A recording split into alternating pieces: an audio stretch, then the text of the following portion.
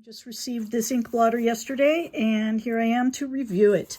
With a ruler, I will show you exactly how small it is. It is just about 2 inches long by just over 1 inch wide. Now you might be wondering why there is this little piece of paper here. When I got this, it came with this piece of paper, which is a little shorter than it could be, I suppose. When I tightened it down, it didn't tighten down far enough to keep the paper from coming out of here. I apologize for the ink on my fingers. I just opened a new pen that had an ink cartridge that burst all over.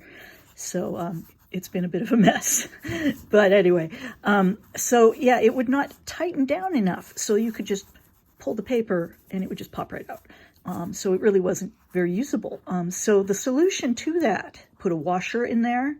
And I didn't have a washer at hand, so I just cut out a little piece of cardboard from some packaging where I got it, and used that as a washer. And that was just enough to make it tighten down so it would hold the paper in. So if yours turns out like that, it's a really easy fix. It doesn't look ideal, but it's a very easy fix. So no need, in my case, I felt no need to return it or anything. So anyway, the paper's in there. It comes with 1 sheet. So let's try it out. This pen is from Fountain Pen Revolution. It has a flex nib, and the flex nib is really juicy and does not dry quickly. This paper, it is fountain pen friendly. In fact, it's so fountain pen friendly, it doesn't dry very well either. The ink is not going to sink into this paper.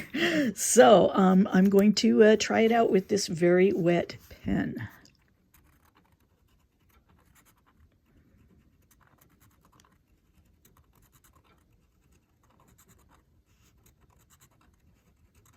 Just making a few little curly cues.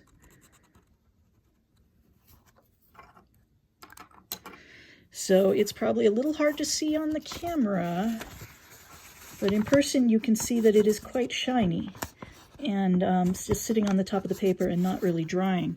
Now, to give you an idea how wet it actually is, I'm going to use my finger here, and that is how wet it is, even a few seconds after writing. So now I've got this guy here, this blotter, and you take the blotter and you just kind of go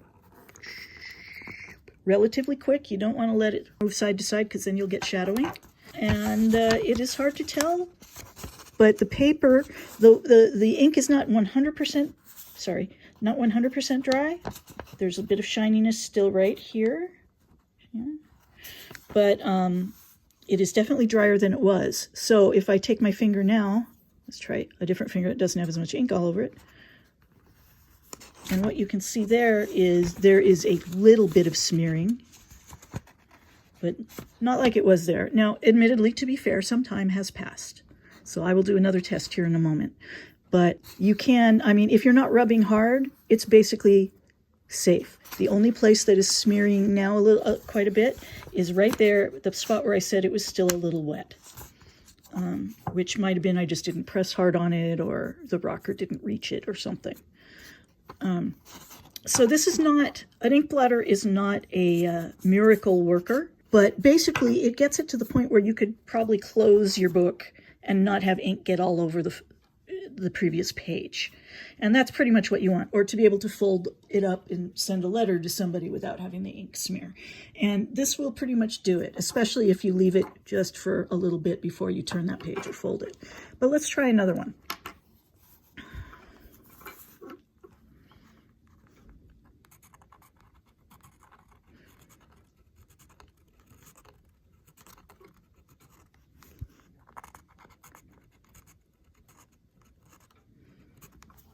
Okay, I love these flex pens. So this time, again, it's very wet. Let's immediately press that down.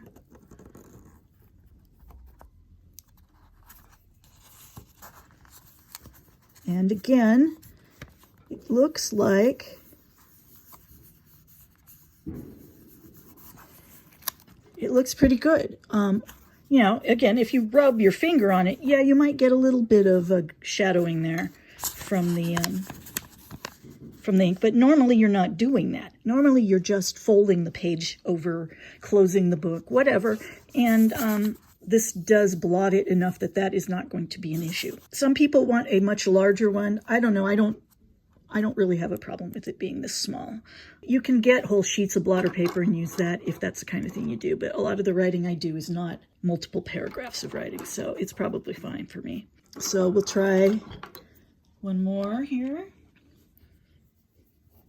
This is a Jinhao 82. And this is not as juicy as the previous pen, but it still is a little bit wet there. And you can see it doesn't smear as much, but it does smear. So again, no smearing.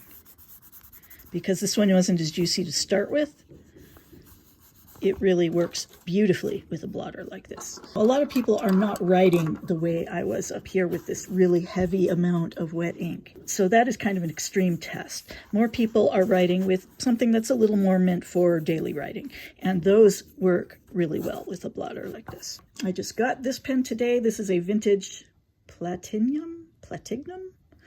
I'm not sure. The nib is a swan nib made by Ambitious in India. Anyway, so I have not really used it much, so let us see how the blotter works with this. And yeah, this writes relatively wet, but it dries relatively quickly. As you can see, the top line doesn't smear as much as the bottom ones because it's been down for a few seconds longer. And again, perfect. So for the most part, I think this is quite a useful item. It's very inexpensive. You know, if you're going to be doing something as messy as this orange ink I did here, you might want something larger or whatever, I don't know, but it does work fine. And if you're just writing like a normal person, just writing your journal or whatever with any particular pen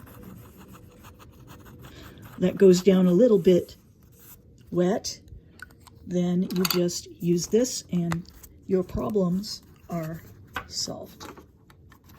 So I would say for the price, I would recommend this. There are some much prettier ones out there. I mean, the knob on this is kind of pretty, but there are some nicer ones, but they are like, you know, $30 or whatever. And if you just want something pretty to sit on your desk, I guess that's great. But if you just want something functional, this is pretty good.